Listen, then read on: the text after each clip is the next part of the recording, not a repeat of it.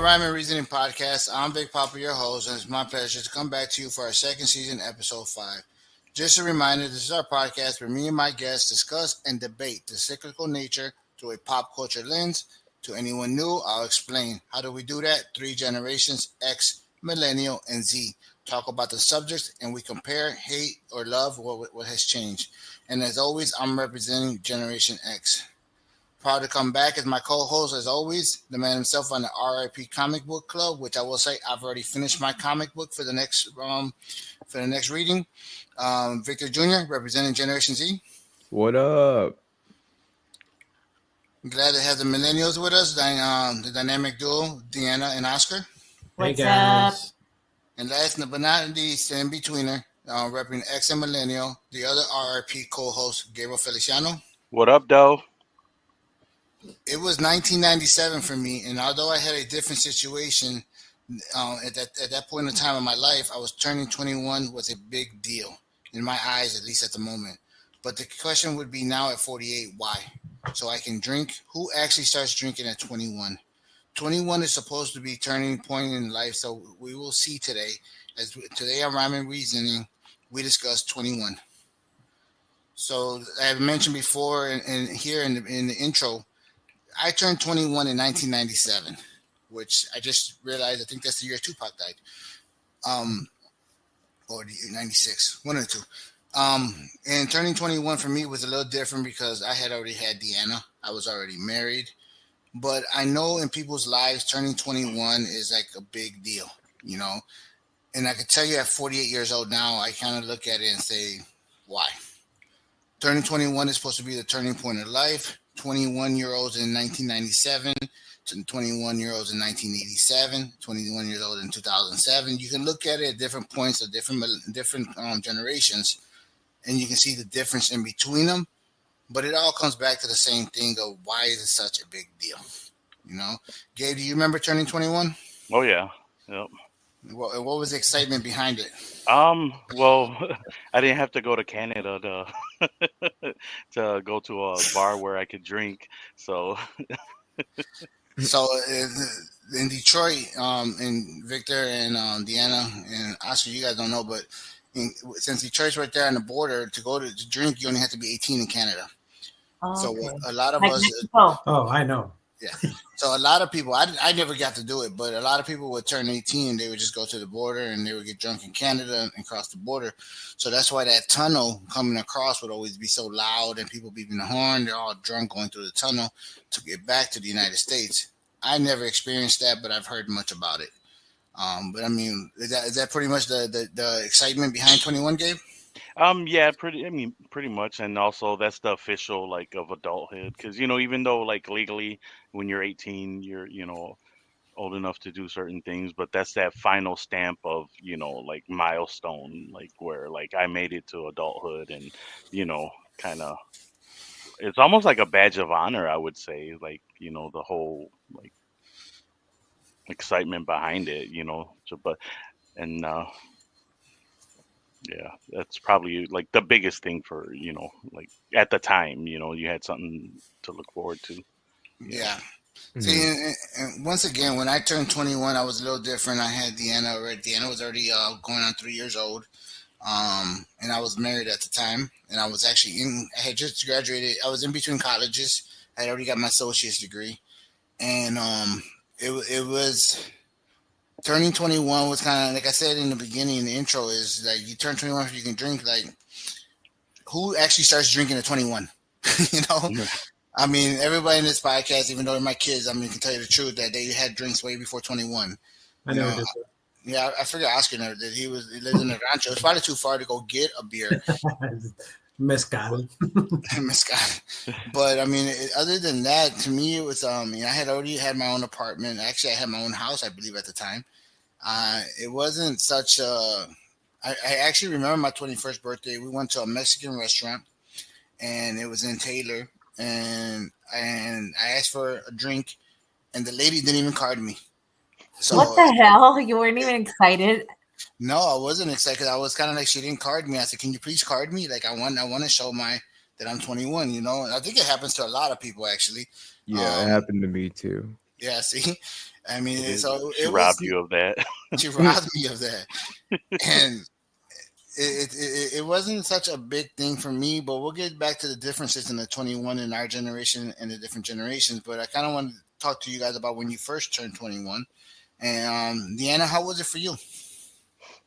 Well, it was awesome to me. Like I did the whole 21, like I'm gonna go get my first drink at a restaurant, and I took a picture with the waiter because he asked me for my ID.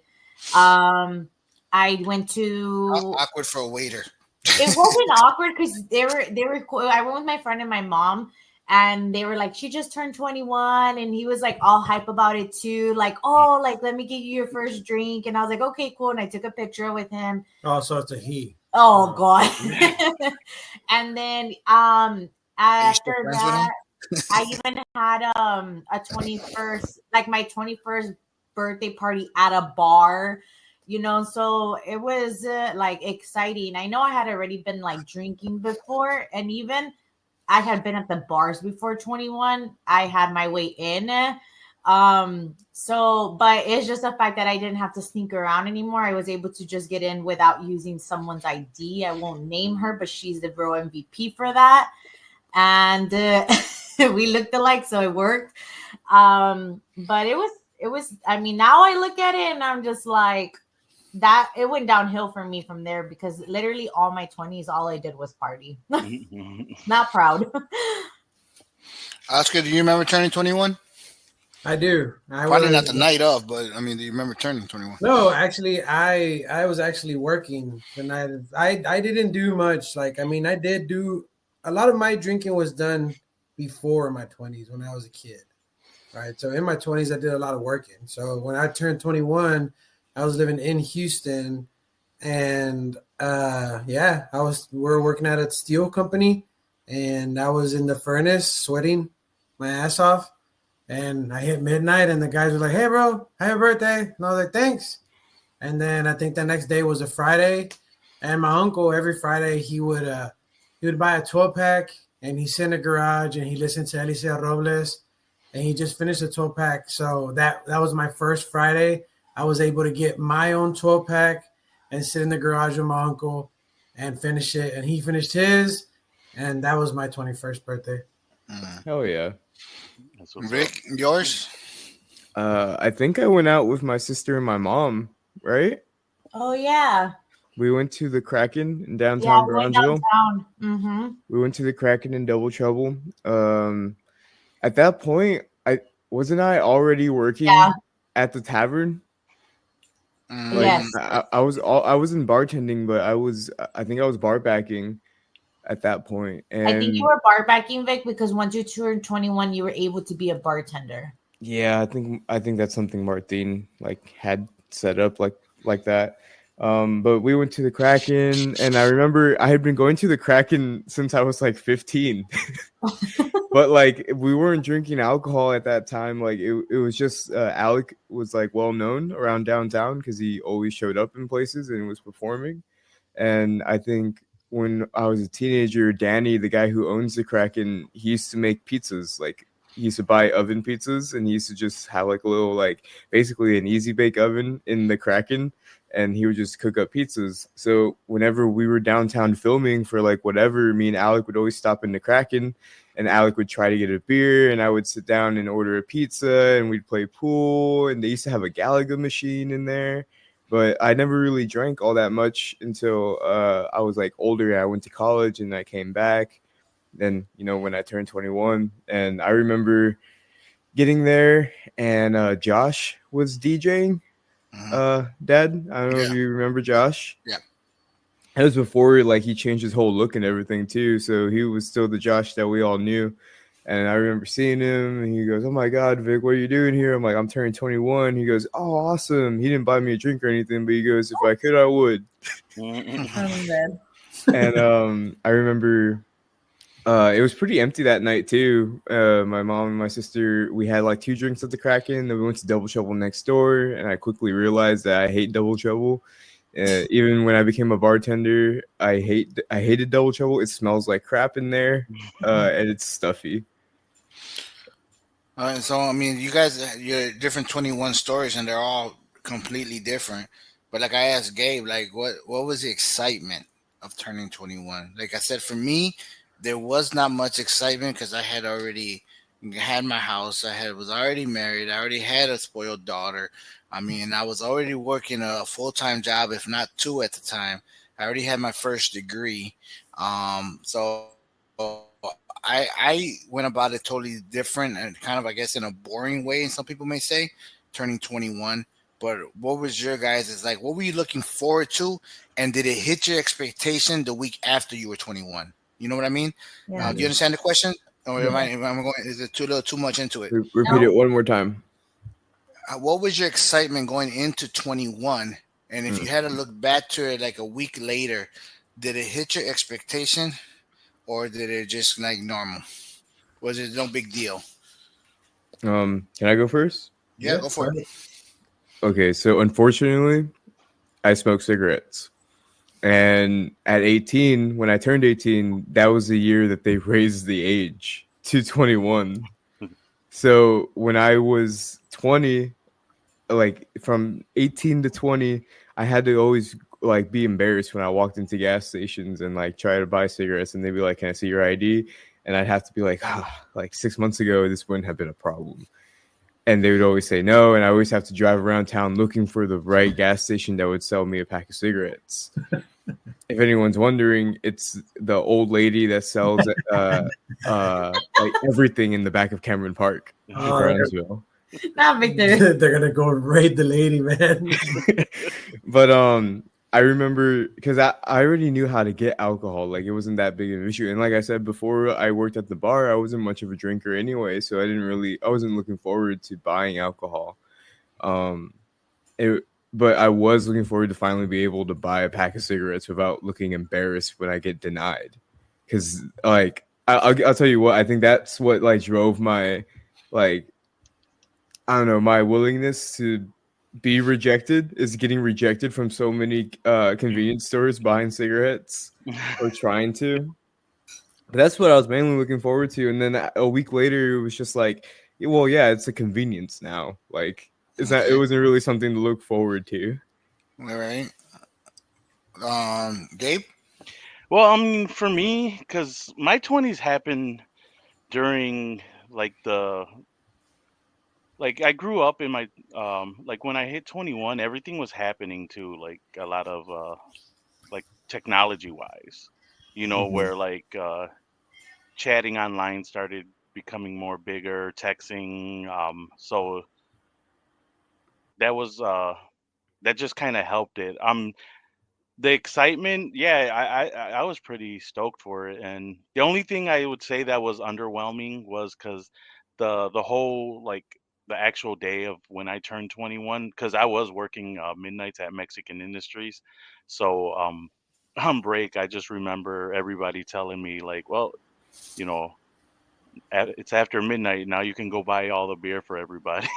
So but as far as like the whole experience, I mean, remember also a year before, just experience like we thought Y2K was gonna happen. So yeah, um, I'm pretty sure you all remember that. Hmm.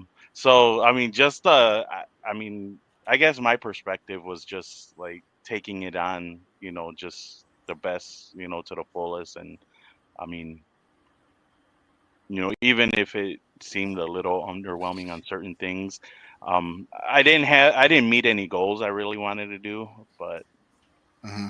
I mean, still, I took life and just ran with it and rode the wave and kind of have that more positive, optimistic outlook for it, and it, I thought it was pretty good. I wouldn't And, change anything.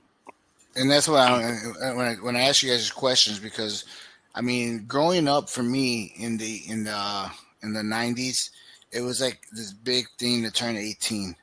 You turn 18, and the question was why. Well, you can vote. Most 18-year-olds don't vote.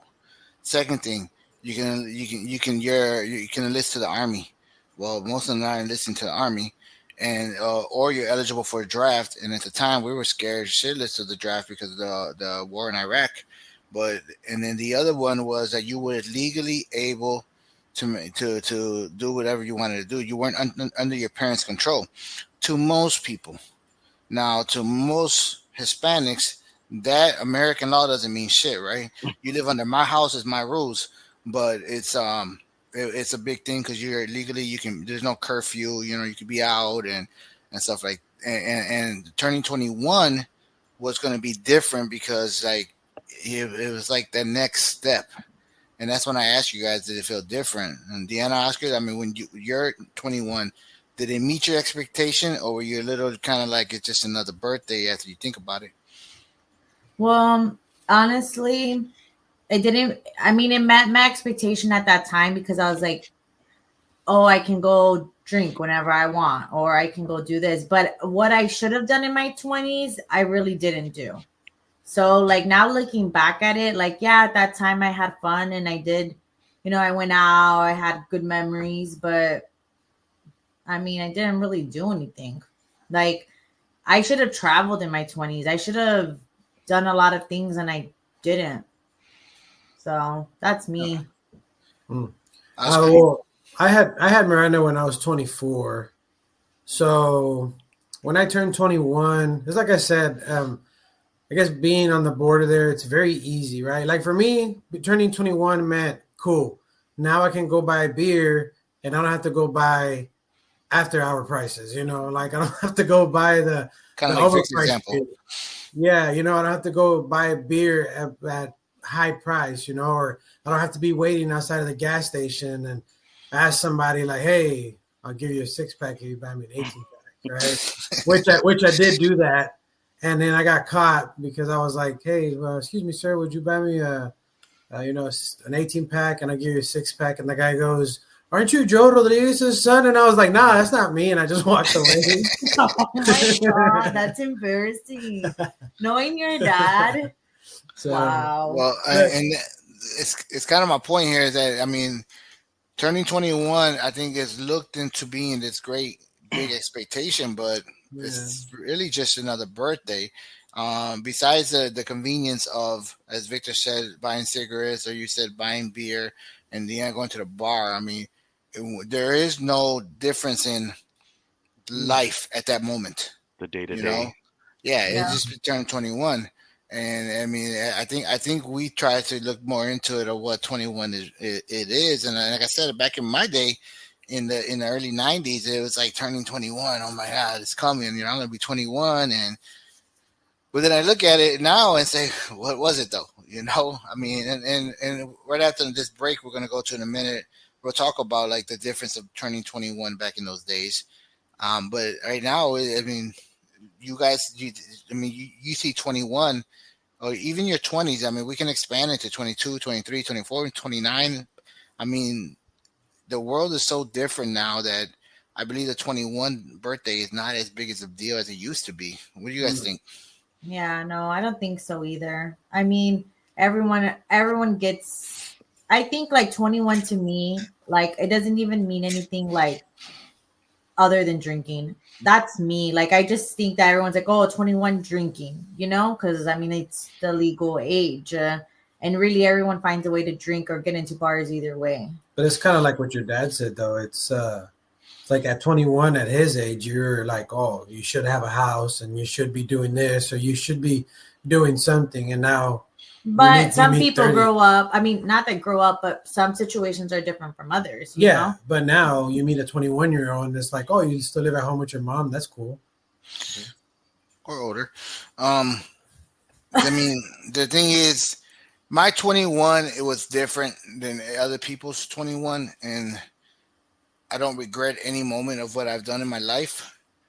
But I've always told you guys as my kids that you guys should try to do something different because, Yeah. like Deanna said, I didn't travel in my 20s. I worked. I went to school and worked. School and work. Gabe, when you lived here with us, you were in your 20s, weren't you? Yeah, actually, when I lived with you guys, I ranged out my 30s. Oh, Oh, oh yeah, really? that's Yeah. correct. So I mean, you got to travel a little. You got to come to Texas. You got to Yep. come look around, see around a little. See Yep. a different life. Talk to a lot of baby mamas. And it's different.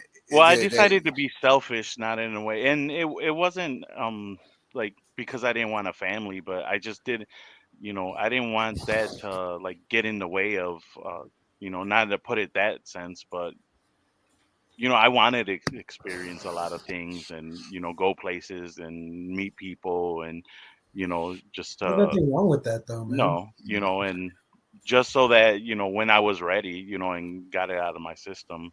I mean, granted, it took a little longer than I expected, but I mean, it was I wanted to just live, eat, and be merry at the time. I Yeah. feel like I feel like my 20s were just like weird. Calm down. You just got out of your 20s like 2 weeks ago. Hey, but they were weird. Hey, Hmm. Vic, since you're the youngest of us all, if you look around to your friends, did you see the turning of age as that as exciting and like as I said it used to be in the '90s, or is it just like it was just another birthday? Mm, yeah, I mean, I think my 21st birthday, back onto that topic, was the last like time I celebrated my birthday real big. And I think the same can be said about all my friends. We all just kind of turn our next stages and keep going because we got work the next day or we got work that day. Okay. Well, we're gonna take our first break real quick. Come back and we're gonna talk about the differences of the '20s from the different generation, and we're gonna talk about how do we see it, and then we get a little more into it. We'll be back after this.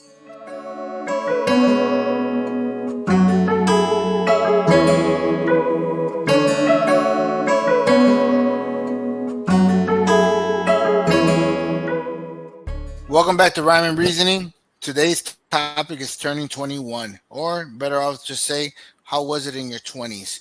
We're talking about the different generations and how we felt different, or if it was a letdown, or it was something to look forward to.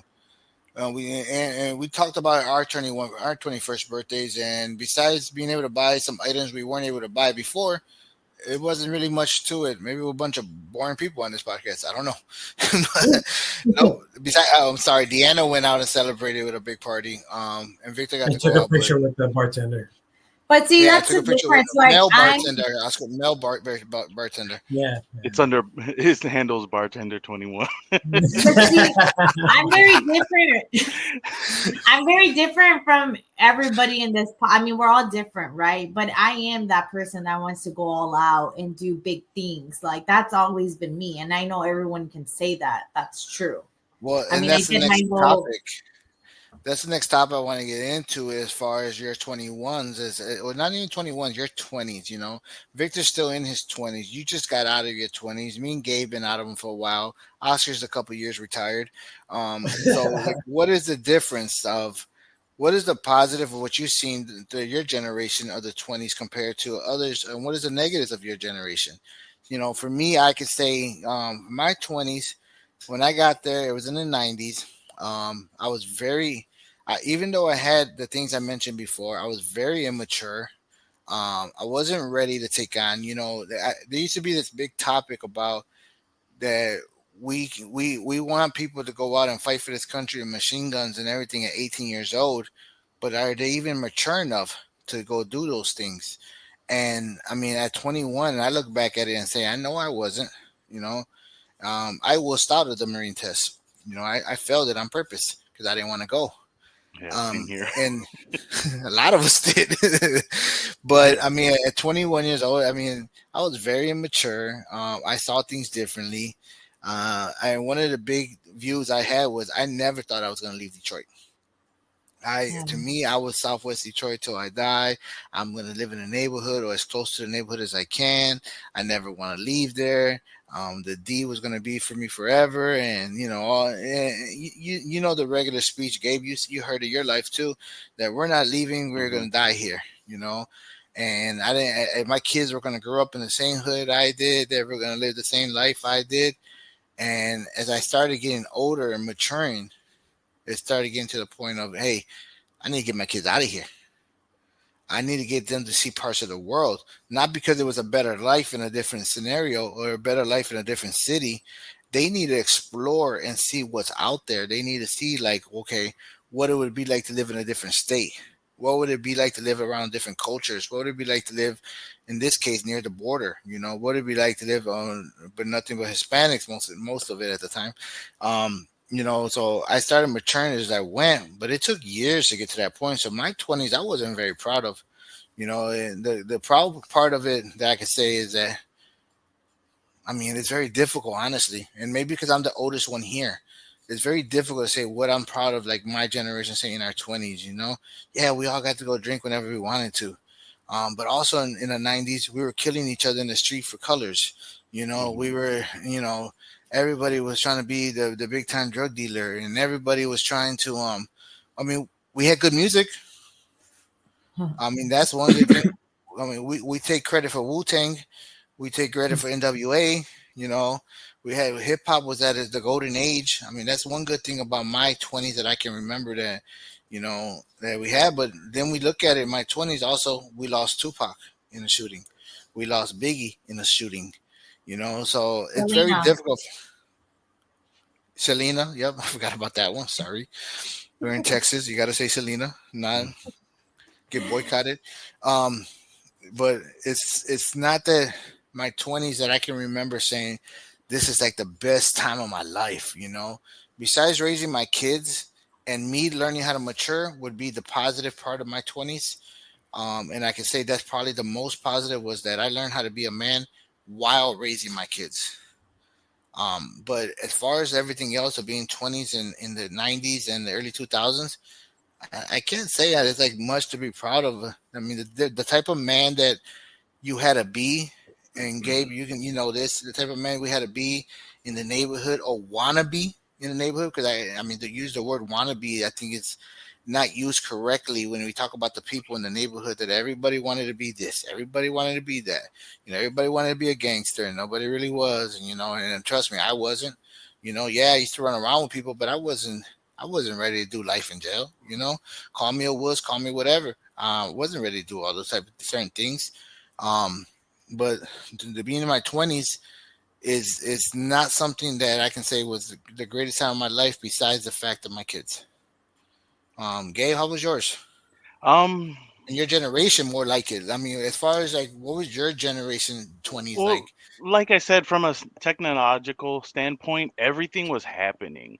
Like, I mean, even the way, like, just like I said, we started with the phones and texting and like even just to go out, like because the raves were back big, back in the day. So you would like text this number or something like that, and then it'll tell you where the secret location was going to be at, and just a new way of communication, or with the internet getting more and more popular, and um it like TV and entertainment, just implementing that alone, or with the chat rooms and whatnot. But then also politically, what what was it? My first presidential election was in the 2000s. Granted, I was only 20 at the time, but it was the whole, with Al Gore and George Bush, and the recount stuff, and it kind of opened up an eye just to see how things were. So it opened up a little bit of a rebel, and things were getting more. I mean, I guess because of the internet, you started kind of like seeing other things, like opening your eyes on certain things. So I want to say, like, my generation, we kind of fought against the establishment a little bit, where, like, you had to act a certain way, like on the job, or like corporate and stuff like that. Like, no, you can still do what you got to do, but represent yourself in a certain way. The bad thing was that everything, I mean, every generation has their drugs and stuff like that, but just, where aside from just smoking and stuff like that, like mushrooms started getting more bigger and popular, and then, the popping of the E and stuff like that. And yeah, and Mhm. I had my fun with it and stuff like that. I mean, I probably could have done a lot less with it. So You know, because I probably should have been a little bit more responsible, but I mean, I still won't change anything of You know, what I you know, experienced. for me, Gabe, I guess it's because I am getting older. I start Hmm. confusing my timeline.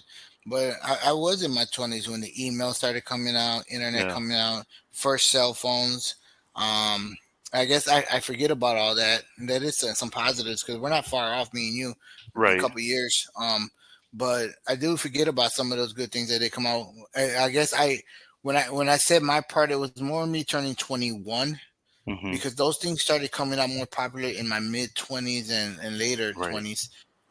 But in my turning 21, I guess there was no real as far as because at that point I only had Deanna and struggling to make money to be able to pay the bills and pay for the little TV that was on top of the big TV with the banana ears and the cable and stuff and the most popular one from you guys when you guys were younger, Gabe and all the guys, is the Whoppers with no cheese because we had Oh yeah. cheese at home. Um, and so I remember a little bit about the internet and those electronics coming out and those advantages that we had. But Deanna, Oscar, you guys, I mean, you're the 20s. Like, I felt like, what do you guys see in your generation?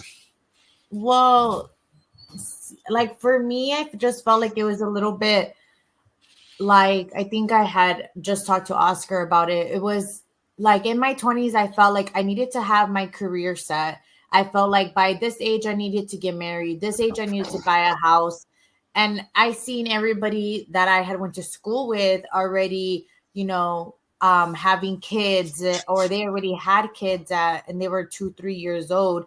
And I didn't have any. Like I felt like I was behind because I didn't have any kids. But then I actually looked and was like, okay, they had kids that they're young doesn't mean that you also need to have kids at that age too. So I felt like at a point I was like behind it, but also ahead because I had at that moment I had my career set at working at the salon, and then I had a career change at 26. Um and I felt like I got married young. I bought a house young. I felt like I had to do a lot in my 20s. And now that I look back at it, I'm like, why did I rush into all this stuff? Like, there was no need for it. There's no timestamp on where I needed to be at that time, like during my 20s. But And how do you not see the people around you? See, Like and you, everybody was partying though. Like I look at, and until this day though, sadly, I still see people still in the same routine that they were when we were 21, 22, going out every weekend. And that's fine. That's how you want to spend your life. Like no judgment, but they're still doing the same thing. Um, I do see more also like a lot of during that time, they were um graduating from college, and then you had all your people that were at the bars, like really they were just like just enjoying life. I feel like until mm. recently I started seeing more of a family like vibe in my generation. And when I turned 18, I remember graduating from high school. Sorry, and there was like a big group of us leaving off to college.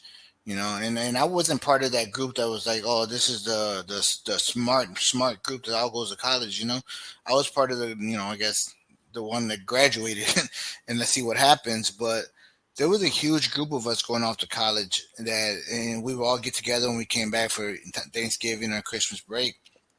In the first year, the second year, you start seeing that less people went back. The third year, less people. You start seeing those things fade away. But when you guys got into those ages, did you guys, and Oscar Victor, was still going to come back to you, but I want you to add this part on, is that um, did you guys see a big group go off to college as well? Yeah, Gabe, I Hmm. I you did. I too? did. And then slowly you would just see that they would just go back to Brownsville. Like you had those kids that everyone was like, oh, wow, you're going over here, you're going over there. And then like 1 year passed by and their group came back in. And then the second year, and then everyone came back. Or you would hear everybody, oh, I'm leaving Brownsville, I'm leaving Brownsville. But now they're all back in Brownsville. So it was like that huge group that was, ready to thrive as soon as they got out of high school. But unfortunately, just college just hit different for everybody. I think everybody expects college to be this, in some areas, this, big thing, and we're going to do big things. But then partying comes into place and then ends up actually affecting them more than anything. Like, you see a lot of kids are like I know a couple actually that had to come back because they were addicted to drugs and drinking, and they had to go to rehab, and they had that issue. And so that's another thing that also happened. I think that our little town, maybe it's everywhere, but I just felt like I heard it more in ours. Like, drinking and partying was like a big thing. Victor, when you went off, and how was your 20s? Well, as far as like the earlier question, like how it was like for like my friends that went to college, I guess. Yeah. I was like the first one to go. All of my friends went to college like a year or two after I went. So I was like the first one that went out and like reported back to everyone on what life was like. And I mean, it wasn't all that exciting. You get to college, and well, it also sucks that my college experience was kind of like ruined by COVID. So after my first year of college, COVID happened, and then for the next 3 years, everything was online, and that sucked. But before that, I was able to go out and experience like the college experience, and come back and tell everyone like, oh yeah, it was cool. But then major pandemic happened. My friends that are in college right now, I would say that they were better off waiting a couple years before going to college, because a lot of them have more responsibilities. A lot of my friends are already like parents and have been parents since they were like 18. So a lot of them have that extra responsibility that they've had to think about for the last like 4 years. Like, they know what they want and why they need to do it. And they've approached college in a very healthy and like adult way. I think being 18 and being exposed to everything all at once just burned me out real quick. And I'm sure a lot of people also feel the same way. It just happens. Kind of like I Yeah. said about going to the army at 18. Yeah. Yeah. Your maturity level is ready for that. But as far as you said, you mentioned your friends there. Some of them are parents now, and I mean, they're looking at college a little differently. Do you have is there also people that just kind of like went down that road and just like enjoyed the whole party life, or is that more Deanna's generation? Oh yeah, I mean, I know people like that too, but they're usually just the people that were like that in high school to begin with. The people whose parents have been giving them money since they were like 16 to do everything that they want in Brownsville. Especially like there's a certain crowd of people in Brownsville who will never have to worry about money because their grandfather owned a piece of land a couple generations ago. So like I know a lot of people that have been traveling and partying ever since they turned 18, never went to school, or maybe went to school a little bit later, and then they got accelerated like associate's degree in business classes, so they just went back home and started running offices that their parents were running. Like, that's just how it is. Mm-hmm. Oscar, how about you? My twenties were kind of crazy. We were actually talking about the other day. My 20s, I think we counted them up. How many different jobs was it? Like 9 or 10. And then I think I had Miranda when I was 24. I became a stepdad when I was 23. I got my first DUI when I was 22, my first and only.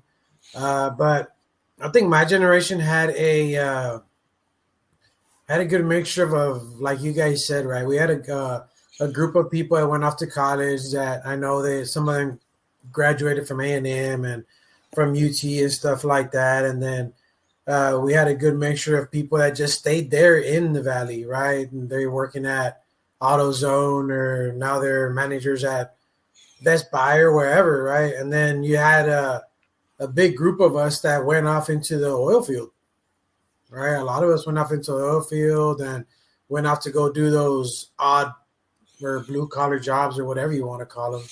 And that was big around in the early 2000s. The oil fields is that still going big? Yeah, I guess right It now. was. Yeah. What'd you say, Vic? I'm sorry, you guys talked at the same time. I'm sorry. Yeah, I mean, there's people in my generation that did the same thing. Actually, a lot of people in my high school graduating class went to the army, Oh and wow. a lot of them were working at Amphils for a while. A lot of them went out to West Texas. I think a few of them are still doing it. But Yeah. those oil fields, Sorry to cut you off, Oscar. those oil No, you're fields good. are up and down, right? Oscar, they're not all the time, right? Yeah, so I mean, to be honest with you, I didn't get into the oil field. In Brownsville, you hear about it now. But when I was in my 20s or even growing up, I didn't hear a lot about like, oh, my dad works in the oil field. Oh, my dad's a pipeliner. Where I heard it a lot more was up in the northern part of the valley towards Rio Grande City. Right? In Rio Grande City, even Miranda said that last time they asked the kids like, "Oh, whose dads work out of town?" and mostly all the kids' hands went up, because they're all in the oil field. But yeah, I mean, you have your good years and you have your bad years, and then I mean, right? Not to put it out there, but my first year when I went into the oil field, I made $110,000 my first year with no experience, and that was great. And then the second year, I didn't go anywhere near that. Mhm. Yeah. Well, I mean, and I think we all had the different types of people in each of our generations, and we all have had ups and downs. I mean, you had people who went to the army, like Victor said, people in the oil fields, and people who went out to college, and people who stayed home, and people that were very successful that stayed home. I learned a time ago that even though we have this podcast talking about generations, and I like to talk about my generation, I know a fact is that there's different people in every single generation. There's winners and there's losers, and there's a little bit of across the board. And this topic of turning 21, it can be very touchy because you start talking to, like if you ask me, how were the 20s? 20 when you're 21, were you more badass than a 21 now? And it's like, oh yeah, we were real badass, but what for? You know, as I get older, I start thinking about like my 20s was more of it was an education, expanded education without a university to go to. Like I didn't have to go to college to learn the stuff I learned in my 20s because it was life experiences. Life comes at you hard and fast at 21, at 22, and then at 24, 25, you start thinking, okay, what was I doing back then? At 29, 20 just for a trial run. Yeah, when try to when run for when life. Yep, and when I got married to Liz, she used to tell me all the time. She goes, in her 20s that she went to college, but she went to Cancun, she went to here, she went to there, and she said that's what it was for her. She didn't want to get married before her 30. And she thought it was crazy. She didn't want to. They want to enjoy life. And I look at it now. And I go, you know what? I didn't get to do that, so now I want to enjoy life. But I'm 48 now, so it's like, oh, I can't get up as much. My legs hurt today, so I mean, Mhm. it's a little different. But the 20s is there's no, I feel like there's no script to it. You have to just enjoy it, and that's the next question. The reason I came up with that because the next question I'm going to ask you guys, if you was to look at your generation, 21, what is one thing you can say? And so it's a two-part question. You know what? I was glad I was in my 20s because this happened. And the other part is it sucked being in my 20s because this happened. Like for me, for instance, being in my 20s, the suck that happened was that the towers got knocked down by the terrorist attack, and I was scared that we were going to get enlisted. There was so many stuff. There was the draft, and I was like, "Oh my God, what's going to happen? I don't know what's going to happen." If I go to the army, I'm going to suck at being in the army. Like, oh, you guys go first. I'll wait for you back here. But the good thing that happened was that I got the experience of life. I had both my kids. I got both my degrees. I changed careers. I changed career within a career, and I found my love for what I do, and I do it to this point. Because now I'm sitting here 26 years into my no 27 into Yeah, it's my 27. the career that I have, and I'm like, wow, I've been doing this for 27 years, and I started when I was 20 years old. I started in logistics when I was 20 years old. I'm sorry, it's 23. It's 28 years, Vic. Wow. Yeah. I started when I was 20 years old. Small company there, and that was related to Matty Maroon in Southwest Detroit, and I'm doing this for 28 years, and it's something that I'm very proud of what I do. I learned it. I feel like I learned how to be a man with my kids, how to be a father, how to be a man, and how to stand up to responsibilities.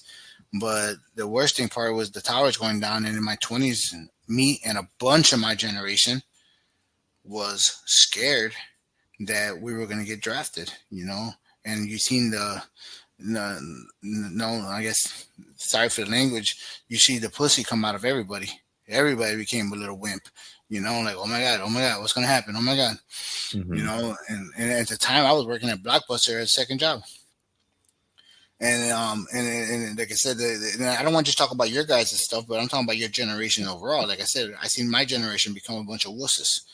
They were scared they were going to get drafted. And the good thing about the generation, like I said, is the part that I said at the beginning, I don't really see a lot of good to it, but personally, I just seen growth over the years. Because as you get to my age, you start seeing that, what idiots we were back in our 20s. And you guys are going to have the same thing when you get older. So, I mean, Indiana, do you want to go first? Like, what was what's your generation? Not so much you. I know went a little too much of me there, but in your generation, what do you see good about when you look back at your generation of 20s? Like, did you see they did something good, or did you see they did something bad? Deanna? Okay, we lost Deanna. Gabe, you want to go Hello. first? Yeah. So I guess like one thing, and it was in our later 20s, like my later 20s, but of course we had like the big, recession that went on, and like the housing bubble, and then with the auto industry, taking a setback, and of course, I me working at Ford at the time, was um took a hit because of that, got on permanent layoff. And then I remember like after getting laid off, and I was with engaged at the time. I remember you reaching out to me like, hey, you want to come down to Brownsville for a couple weeks? I think you could clear your head. And kind of went down there, and it was a good restart. And it was like, I mean, we didn't talk about me working in logistics or anything, but like, I don't know, I feel like if it wasn't for that, that probably would have helped. I mean, it helped me shift like perspectives and focus and whatnot. And then I remember later on getting a job at Menlo, where like you and Serge got me in. And after that, going down there, working with you at Argus. And but it was just, I felt a lot of people had to do that, where they all they were used to was just working in the factory, um, and then having to go into a completely different um, work environment. And some of us, like myself, didn't have the skills or the know-how on how to work. So it was like, the one thing we did have was that drive, though, that don't quit. You're gonna, and also a little bit of the fake it till you make it. You know, Yeah, but uh, do you feel like your generation of the 20s was more determined to make it, or were they more shell shocked that it wasn't going to be as easy as their parents had it? I think it was a little bit more shell shocked, but still, we wanted to prove ourselves. So like, hey, Hmm. because granted, look at, I mean, especially where most of us came from, our parents. I mean, granted, my parents are Puerto Rican, but they still, you know being citizens, but still had to go through everything with the language barrier. And you know still had to fight to get to where they needed to be. I mean, it, so that alone, like, you wanted to be like, well, I can make it like my parents, or I Yeah. can do better. And It, just the strive. And and that's kind of where I'm going with this question. And maybe I didn't word it correctly, but it's the difference of like, so for us. we were shell shocked more. I think, Gabe, that our parents were, because our parents had a generation of. And we're talking about the boomers, right? And if you look at the history of the boomers and what they were what they call them blue collar. When Yeah. they had the grit in them. To quote Dan Campbell, to go to work and get done what they had to get done. And it was like, if they didn't give it to me, that's the way I see boomers. Okay, if they didn't, somebody wasn't gonna. If I wasn't gonna have it in front of me, I needed to work and get it. And I feel like our generation was more of like, oh, you're not gonna give it to me, Yeah. shit, like what do I do now? Like, damn, I gotta go to work now. I gotta figure this out. Yeah. Because we were spoiled in our generation to be, that's why you had gangs, that's why you had all these drugs, that's why you had all this stuff. Cause we were spoiled, that all this stuff came about, and it's like we had to go, we had to go to work, And I don't know if we lost Deanna. She come back. She came back for like a second. Yeah, Deanna, I think you might have to log out and come back in. Victor, do you understand what I mean by that? As far as like Yeah. from coming the boomers to our generation, I mean, how do you see it from yours? Did you see your generation more as like it should be handed to me, or should I be privileged, or should I be, or you see it like going back to the boomers of like, oh shit, I need to bust my ass to make it to where I am. And then I Yeah, think we're gonna have to log out because we can't hear you. No, Log can out. you hear me now? Yeah, okay, you're good. Okay, I I did the mic. Sorry. Sorry, go ahead, Victor. You understood the question then? yeah, I think it's more of the latter, if I'm being honest, because I think my generation grew up like hearing what people have been saying about millennials for the past 20 years. Yeah, that's true. Everyone online at least, and in real life you'll meet people like that too who just regurgitate what they see online, but they'll be like, millennials are the worst generation because they expected this and they got participation trophies when they were kids. I don't remember getting any bit of that, I want to say we were spoiled though. yeah. Well, So go ahead, Vic. like my generation, I mean, we got the ones, those of us that went to college right after high school, we got stuck with COVID for like 3 years. And the ones who went to work got told that they weren't essential workers and they lost their jobs and had to go home. Then when COVID was over, you had a bunch of workers who were 20 years old, 21 years old, who didn't have any skills because they couldn't get an essential work job. So they just went back to school and did online school and they stayed home for 2 years. Then when they got in the workforce, it's like, okay, well, all the millennials are finally getting office jobs. So like, you're only going to work at Starbucks or you're going to be a waiter. Like, I think I still have a lot of friends that are still waiters back home, and that's all they're going to do for like the next year or two until they find something that like works well for them. And in my case, I found a factory job, and it's like kind of a return to form, because I feel like a lot, like 10 years ago, if you were a millennial who was my age, working in a factory is not something you wanted to do. Uh-huh. But now I'm working in a factory and I'm seeing a bunch of people rotate in and out that are even younger than me. It's the true like way to go if you're in your early 20s. You, like Gabe even said, like you have that motivation from working in a place like a factory, especially like if you work second shift. You just want to see daylight and you want to work towards that daylight, whatever it means. What it's like a metaphorical daylight, even. You know what I mean? Uh-huh. And like a lot of us, I think we don't have the resources because, first of all, your guys' parents, yeah, they had it made. You guys were tough, worked for it. Millennials, they complained until they got it, and then it's us where it's like, well, you never even got the chance to complain. You just shut up and live in the society that was built for you. Yeah.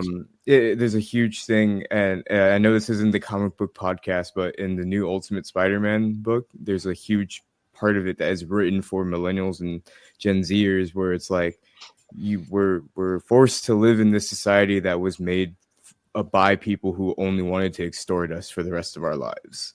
That being Gen Xers and baby boomers, and a lot of what they experienced and how easy, not even easy, but the access to things that they had, we don't even have, because it's a lot easier for them to get money from us and to keep us below them until they leave this fucking world, you know? Yeah. So you feel like it's turning a corner a little bit. And I know there's a lot of people that say, "Oh, the generation just likes to be online, making money online." It's But literally the only option at this point for financial freedom. If you want to do something that isn't what your grandparents did or your cousins that are a little bit older than you have been doing for the past 10 years, you mhm. have to do something that is innovative and something that's out of the way, like, you know, making money online. In my view of it all, it's just a hustle is a hustle. Yeah, Yeah. I was gonna say that. Yeah. I guess since I'm on TikTok a lot and I have like a lot of influencers that I watch and I see comments that they just bash them like for their hustle and it's like, are you upset because you didn't think of it or you upset because you're not doing it? Like, people are out here trying to make a living and not everybody wants to have a boss. Everybody Yeah. wants to be either, have, like Victor said, their financial freedom or just the opportunity to be with their family more and not actually have to work a 9 to 5, and nothing And is wrong with that. there's But nothing wrong with that at all. But Indiana, we lost you, so we come back to you. The question is as far as your generation, we how the baby boomers had it, how the Generation X had it, and then the millennials. And Victor just talked about his. And one of the things that we mentioned in a previous podcast is the millennials are the way they are, but it's because of X's fault. You they're know they're spoiled. who the I kind of millennials? don't always consider myself one just because I feel like I am a little bit different. Because you were born in that era. That's why you're a millennial. Well, yeah, but I don't want to consider myself because like I literally see some of them and I'm like, okay, I'm nothing like that. Like, or there's just things, certain little. It's not everything. There are some things I can say I could relate to them or whatever. But I feel like spoiled is like the word. Like I don't see we did anything better for anybody.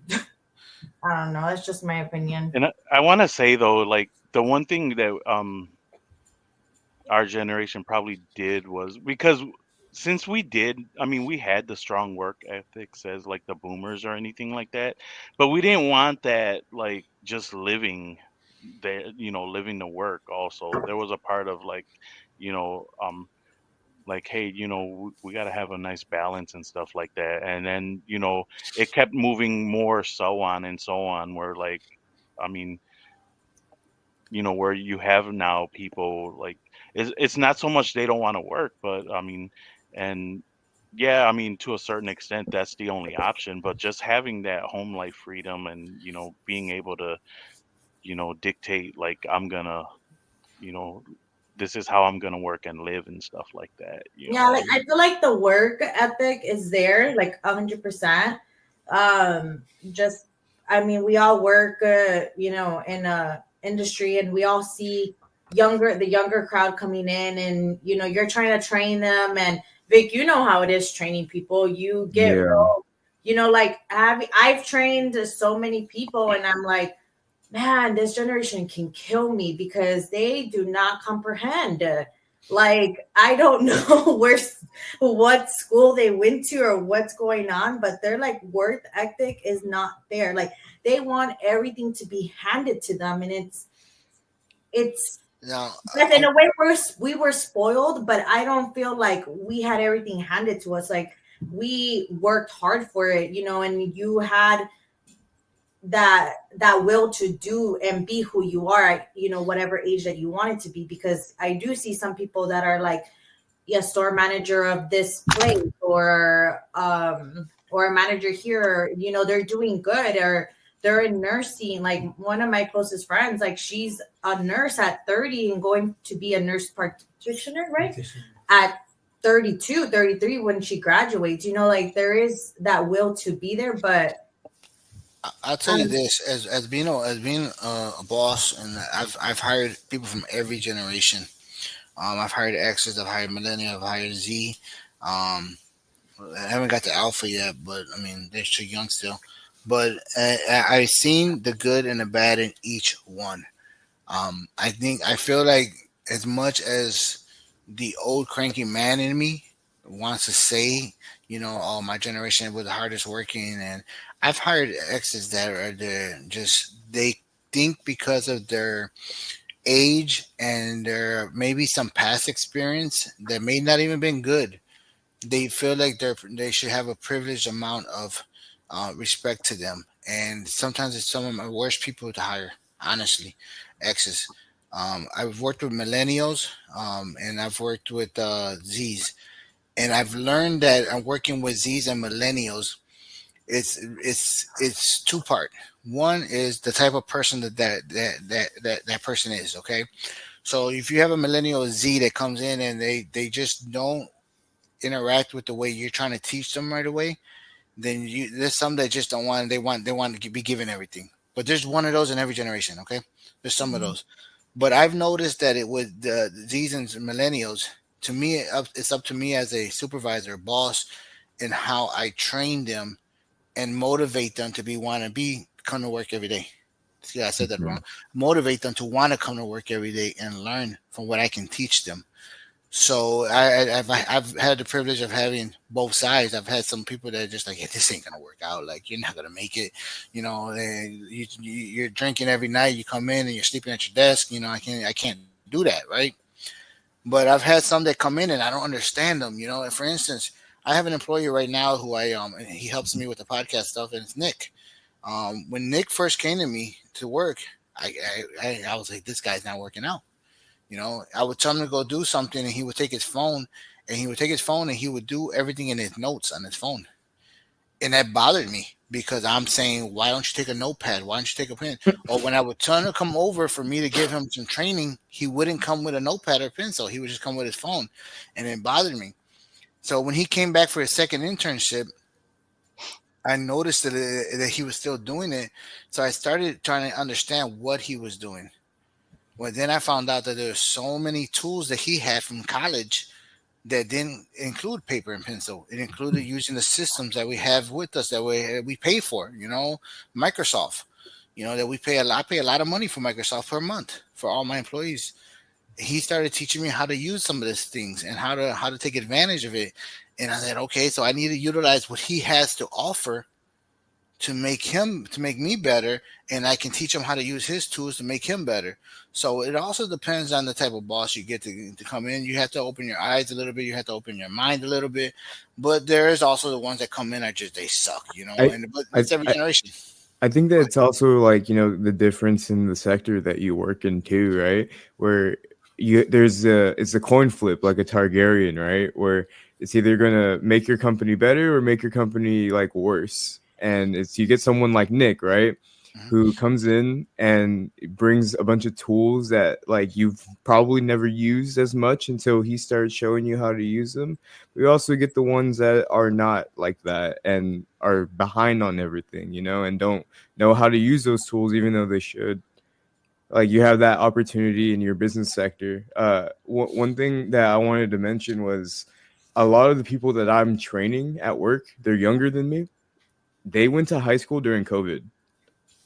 Mm. Like, they were doing Zoom classes and they were like probably sleeping throughout them because when I have them fill out paperwork for downtime on our machines, these kids don't know how to spell. Like I'm being dead serious. Like as far as like the oldest youngest kid that I've like trained, he's 21. Name's Nate. He does not know how to spell. He doesn't know how to form complete sentences and write in writing. What And he I did. think I think that's scary. You know. Well, that's you bring up a good point. Is that, I mean, in your business, Gabe, Mhm. I haven't seen any yet for me, but Deanna probably, and you training. Have you guys seen an impact of the people from the COVID days, like from the high schools? And have you seen? Yeah. I haven't had any in my job yet. So Victor mentions that, and I never thought about as far as any of my employees being impacted by that. I have interns, but my interns are still in high school. So, I'm trying to teach them the good things. But have you seen the Gabe or Deanna? Um, in the workforce, I haven't. The only thing I will say, I probably will see it with my youngest daughter because she was what 2 years old when the whole thing came out, and Mhm. where she should have been out and about, experiencing and we should have been taking her socializing and building up necessary, like just everyday interaction skills. Um, she missed out on that, and just it was just home for her. So even So you in the think she's long term, behind education wise? a little Socially, bit, maybe. yeah, yeah. I mean, I we're playing a lot of catch up. I mean, I love that she's getting. I mean, she's doing a lot better, but it like just going to school and like breaking out of that like shy shell was like really tough for her. She So was already used to being at home and yeah, not having to leave the house and doing everything just from the house. yeah. So I see that soon. I mean, within the next maybe 10, 15 years, you're going to probably see a lot of that because there's going to be a whole generation of that doesn't have that, like Personal, like on one skills and yeah, yeah, you know. I don't mean yeah. to derail everything, but I just got a That's a great notification point. that makes me scared. What's that? Credit Karma just sent me a notification that says your credit score rose to the top, Victor. It's higher than the average for your age group. That is scary because my credit score sucks. Oh my goodness. No, I mean, like when it came to training, because I mean, I've been in the insurance industry for maybe about 7 years already, and I started training within the last maybe 3, 4 years. And I've had like different generations, literally different from, I Mhm. want to say, well, not is it generations or years, but the youngest one, the ones that are just graduating, like I feel like they have like a lot of entitlement, like I don't need you, you need me, kind of thing. That's what I've gotten a lot from my job. I You know, haven't in the last year or so, just because I've been well, actually no, I did. I'm like, I went to Texas to train like several times, but I don't know if that's something just maybe those people were like that, or maybe we all felt like that, and I've never seen it on my side. Maybe I felt like that at my age too. I guess maybe I'm being a little biased towards it. you know what's a trip though, Nana? Hmm. Is that like people your age, they fought for like a lot of workers' rights, right? Like you think about like the Starbucks that unionized all over the country. Like Mhm. that's something that was accomplished by people that are your age. But then you have people that are like a little bit younger, like coming out like around my age that are taking advantage of that, like kind of working like what they have in the the privileges that they have in the work environment. You know what Yeah. I mean? Like when I started working as a bartender, I remember Martin like being like, yeah, I mean, all these people are coming in and out of the bar because like they say that they want they want this time off, they want this, they want that, and they're saying that their work is worth that, right? But like I think in real life, not running off the backs of people who actually like picketed and protested and did a lot of things, like people were just taking advantage of what people had been doing, Mhm. like I feel like a lot of the things that we did for workers' rights in the past like 10 years have been co-opted by people who are kind of lazy and see that as an opportunity for them to get what they want in a workplace, which is Okay, so I have unfortunate. like a question, and I don't know if this is a little bit off subject, but Dad, like you're in your 40s as a boss, and you have some employees that are in their 20s, right? Yeah, Okay. most of my employees. Well, so do you like when they ask you for vacation time or time off, like do you find it as a big deal?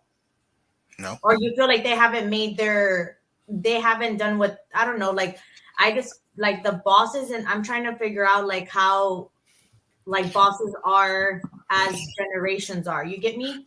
Well, I mean, for us is and for my company is we make it very clear since the beginning as far as you hired and this is your vacation time.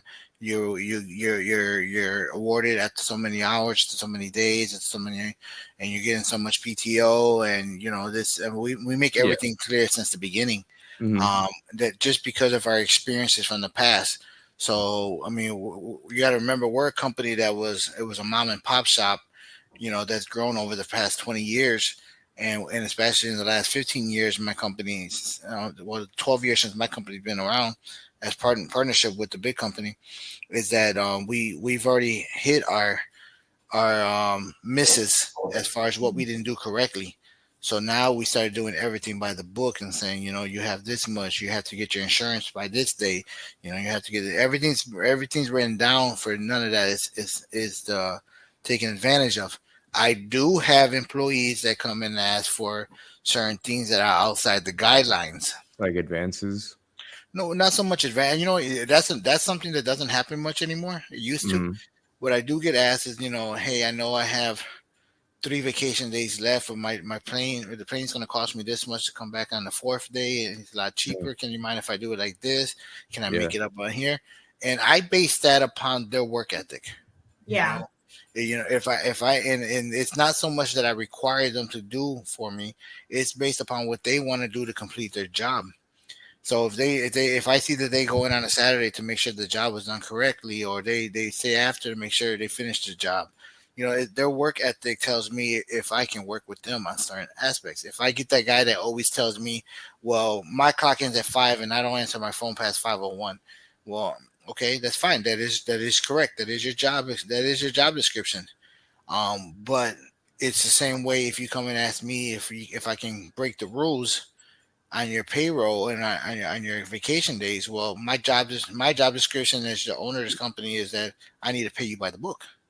So Mhm. I can't go. You can't get both ways when you only want to play a certain way. The guy who does want to put that little extra effort in, I don't mind helping them out. You know, I don't mind if they say, "Hey, can I work at Saturday because I have to go to the doctor's on Monday, but I want to make it up." Okay, let's do that. And I don't have no more PTO. Okay, then we can do that. But if you never want to put that little extra effort in, I don't have to give you that extra day. Yeah. So I mean, I base it upon ethics as far as their work ethic is how much are they there for me as I try to be there for them. Yeah. And before we end this podcast today, the controversial question comes about is in the new generation and coming in, and I get new employees coming in, is how much they want to get paid. Ooh. So in these days, you want to hire somebody in the 20s. They want to get paid between, and this is Brownsville I'm talking about here. Gabe in Detroit is probably different, and in Ohio is probably different as well. Mhm. An 18-year-old with no skill set, or a 21-year-old with no skill set and no college degree wants to get paid anywhere between $16 to $20 an hour. Okay, even at like McDonald's and those jobs, people wanting to come in and get paid. They want right away 2 weeks vacation right away. Back in the day, it used to be 90 days. You didn't get insurance and your vacation after 1 year. They're coming in now saying they want 2 weeks vacation. They want to come in and put their own hours in. I had some requests that come in and said that I hired one person and that it was 8 to 5, and they came in at 9 and said, "Why can't I make it in at 8?" They basically looked at me like, "Are you crazy?" Like I can't. It's not my fault. I couldn't wake up. You know, Oh. or I get some excuse that says, "Well, my car didn't want to start." Okay, so why didn't you call me? Well, my car didn't want to start. Why didn't you call? My car didn't want to. Your car doesn't control your phone, so why didn't you call me? Well, my car didn't want to start, so I figured I wasn't going to come in, so why bother? So those things start happening now, where they want a higher payroll and less obligation to complete their task on a daily basis. And that's something that's been very controversial because, like I said not too long ago, you can't count that against a whole generation. But I do see it coming about more nowadays with the next workforce coming through. And I don't know how it is in the factory, Victor, if you're seeing a lot of that, or if it's just an older man speaking out of turn about younger generation. I think $16 to $20 is extremely reasonable. Especially for Brownsville. Like I feel like people need that. It's really expensive to live back in the valley, and But then you gotta, it's not even that expensive to live out here in Ohio. But I think that it's a necessity that everyone gets paid upwards of $20, regardless if you have skills or that are deemed worthy or not. people need to survive out here. As far as like, people taking advantage of it and showing up an hour past work, that's when you fire them, of course. That's if you show up to the line late, you're not going to get any sort of special excuse. You have a heart, so you work with people. But if I show up to the Honda line an hour late, I get docked a point. Now I got 5 left. Okay. As soon as that 5 is gone, I'm out, Yeah. you But know? you got and think about it. I agree. Yeah, you fired them, but they have made the rules and the laws so different that it's harder to get It's rid of a work. somebody. This is a work at will state over here in Ohio, so maybe it's different in Texas. I don't Yeah. know. See, And every, and you see me, I'm like, all right, go ahead. no, go ahead. I'm listening. Oh, like me starting like my first job, I was at 7.25 an hour, and then I would get a raise, and so wherever I'm at right now, I feel like it's earned. Like Yeah, to start somebody at $16 to $20 an hour, and that's your starting from where I started at 7.25 an hour, like is crazy to me, especially with the people, the ones that are coming in that I've seen come into Allstate. Like, oh, I did not just throw myself out under the bus. Sorry. The people that come into the company that I work for, like I look at my manager, my boss, and I'm like, what in the world? Like, this is crazy. Like, they don't comprehend. Like, they call off. And the same thing, Dad. Like, oh, well, why didn't you call in? So Well, here's the question behind that statement I made, and this is to be the question at the end of the podcast today. Is it because you're maturing that you're starting to think this way and you're thinking differently? And I don't mean maturing that's saying that what you're thinking is good or bad, okay? Like Victor said, he sees it a little different at his age, and you may see it a little different at your age, and Gabe may see it different, Oscar may see it different, I see it different because I own a company. Because my view on this is that the more I have to pay people is the more I have to charge for my services. The more I have to charge for my services is the more my customer is going to have to charge for his product. The more they have to charge for the product is the more you're going to have to pay in the store. yeah. So yeah, that's the part of Your perspective is different. yeah. yeah. It's miles different. And I see it as because I've seen a gallon of milk go from what it cost in 1990 to what it costs right now. Yeah, and like on that same subject, I personally don't care if if Mr. Utaka, has to raise the prices of Honda parts. You know what I mean? Yeah. I am one of 500 workers, and I think every single one of those workers deserves to be paid more than the living wage, or close to the living wage. Because even then, $20 an hour. Some people in my plant, it's a family plant. People have whole households working there and living within like 10 miles, Mm-hmm. And and that's why I said this and is they a still controversial can. topic. Yeah, and they still can't afford to like pay the bills or buy Yeah. groceries. And me And coming from a union background, like mhm. where I was at a job that was unionized, the big three. I mean, I'm gonna, yeah, I'm very big on like livable wages and stuff like that. But at the same time, if you're able to get it, go for it. But I'm also a big believer that sometimes you're gonna have to start somewhere and just, I mean, I'm with that's you where on that. you're gonna have to grind and to get where you need to be. So I mean, But the and question there, it's all. Gabe, the Uh-huh. question there, Gabe and Deanna, is it because you guys are older now, or is it because this is the way you've always believed? Like in Victor, in 10 years from now, or in 15 years from now, is it going to be the same way he may believe, or is it because he gets older and says, "Damn, I had to work that factory job for whatever I got paid for. Why the hell they want double what I made 10 years ago?" So the Yeah, question here is, go ahead. I think the thing is too is that I also, before I moved to Ohio, I was getting paid like shit. When I worked at the island, I was making $9.25. When I worked at the bar, I was making $1.25 an hour. I guess So Like this is the highest paid job I've ever worked, and it's still like kind of barely livable, especially out here in the Midwest.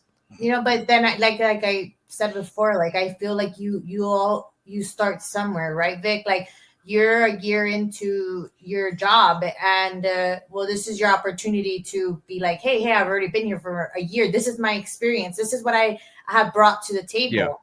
Mhm. I think that I've always been like this, but because when it came to business, like I always talk to my dad, and my dad's always like, this is your college. And you didn't go to college. Okay, well, this is your college, and this is what you need to do to be able to prove, your work. This is what I'm bringing to the table. This is what I did in the past year. Like, let's talk numbers now. I mean, I guess we can go both ways, right? Because I'm not going to stay at a job for 5 years, 10 years, and I'm not going to get paid the same. Of course, that's something I wouldn't do, but I do feel like you have to work your way up there, and you always start somewhere. But did you think like that when you were 22, 23 years old? I did. I did because of my father. I really didn't. Back then it was like, I took what they gave me. I mean, pretty much at the time, like me. But this is me, like also probably not having as much more self-worth in a way, like what I should be, what I know I'm capable of, and whatnot. So because it was just starting for me, so I had to not only like prove myself, but prove them. So I mean, And that's a good point, Gabe. Self-worth. That's one Yeah. thing I can say that I'm very proud that my kids know what they should be paid with, at least. Whether they may have different views on this specific point. Deanna knows that she should be she should get paid what she's worth, and Victor knows that he shouldn't get anything less than what he deserves, and then what he's worth on top of it. So it's the worth is very big. That's why I said this is a controversial topic. So you think about it, And Oscar, I don't know if you want to chime in on this. And what do you think about when they come to you?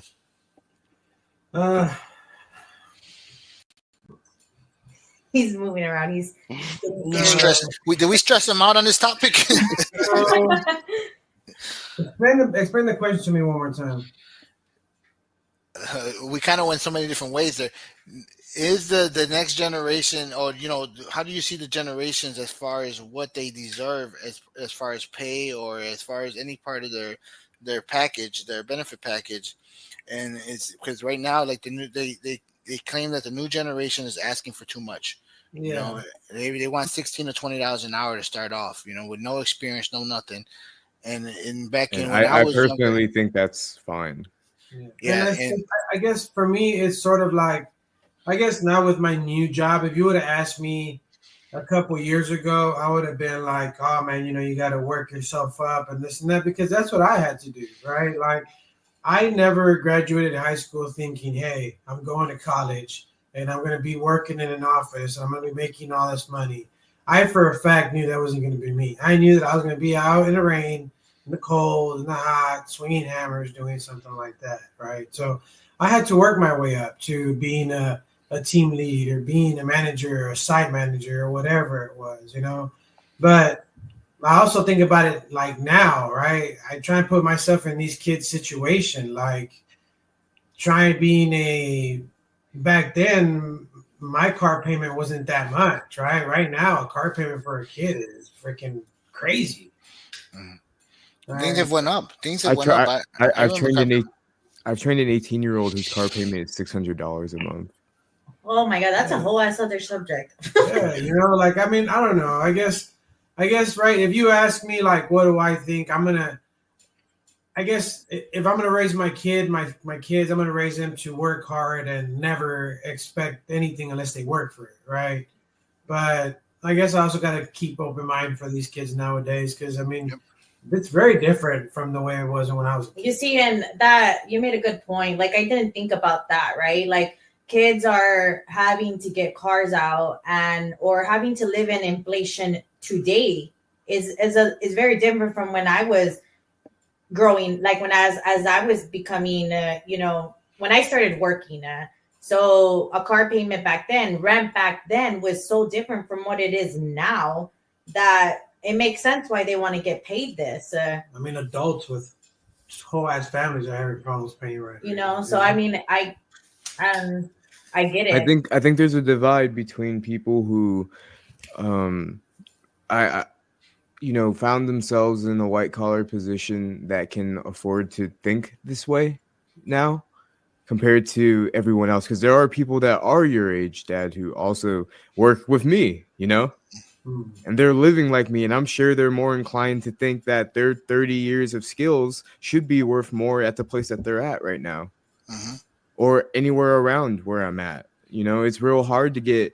It's real hard even for them to have 10 years of experience working in die maintenance position at my plant to want to go over to Honda, the actual Honda's a plant in Marysville. Honda probably won't accept them because they're looking for people like me. And even me is a very small percentage of people who are my age and have more than like 3 years of experience working at where I work. Mhm. Like the criteria is insane. They don't want older people who have been busting their asses their whole lives and have worked for that $20 that people don't think that they deserve, or they think that is like meant for people who have low skill, or like it's a divide. I think there's a divide, and some people aren't like privy to it, Mhm. especially if you haven't lived around where we live or worked around the places that we work in a while.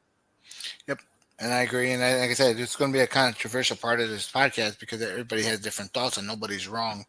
I think that as far as my age goes, and it's one of those things that I can look back and say that I can respect all the different generations, even though we have this podcast to joke and laugh about, what was better in my generation and what was better in your generation. This is one of those topics that you have to look at and you have to be fair, and think about the difference, what they have going on in their lives. I remember a time where I paid 99 cents a gallon of gas. Mm. What are you guys paying now? What are Now we paying now? Yeah. 330. 9 cents out of water. Yeah, exactly. So we have to be open minded, and I guess I guess I've been feeling my age a little bit more these last couple months, where that my mind is starting to open up a little bit more than it used to be, where I'm starting to okay, but I understand why people feel that way, why people act that way, but there's more to the question of why are they like that, or why what are they trying to do. And I use the example of Nick with his phone. Is okay, why is he doing that, and let me see if I can use it to my advantage to get what I need out of him. And it goes the same thing as far as, but as for across the board, the problem is that we're not going to get everybody to open their mind that way. Right. So you're And going I to think get also like closed-minded people. I think yeah, that closed mindedness, but also it goes down to like a lot of maybe our generation will see like, man, let me had the shit that you guys had in your 20s, like. And Mhm. I mean, when it comes to like social media and stuff like that, like as far as like making extra money now, I mean, yeah, we have the drive still, but it's just like, I mean, it's a lot harder for, It's just being closed-minded at the end of the yeah, day, and we have to be more open-minded to accept things and to yeah, learn things. Because me, rather than being anti generation Z or anti alpha coming up or millennial, it's more of like as a boss. Like I said, I'm trying to see what I can use for my advantage and how I can make more money. There's going to be things I don't like, but at the end of the day, you have to worry about yourself. yeah. And as far as my kids go, I try to worry about how they're gonna enjoy the rest of their lives. Um, and I made this comment once before, but a father's job is to make sure that their kids don't live the life they had to. And I'm trying to do that as best I can.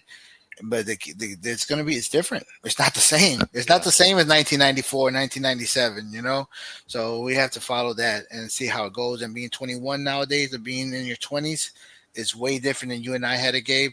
Deanna's out of her 20s now, 2 weeks removed.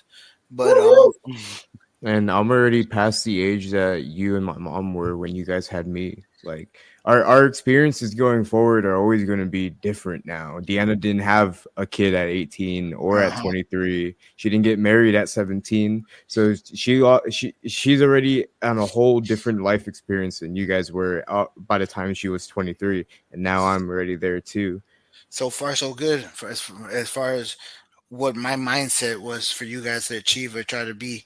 You know, and that's what every parent wants. Gabe, that's what you want for your kids, not to do the same things you did. You Hmm. know, you guys didn't have to run around and do the stupid things that I had to do, and that's a good thing. It goes back to just the thought process. Indiana mentioned it perfectly. 20s is your trial. This is where you get to find yourself, and it's nowhere saying that it has to be what part of your 20s. You know, I feel like, I mean, no offense to Deanna, but I feel like she didn't find it till she was 28. You Yes, I know, agree.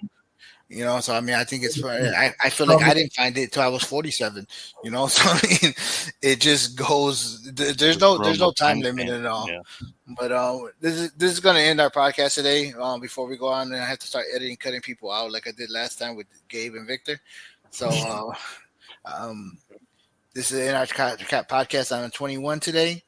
And thank you for your guys' time. I appreciate all you guys' input. I hope everybody enjoys the little topic a little bit different than our regular joke around and have fun. This is kind of a more serious topic without trying to be too serious. But I think it was a good topic to hit.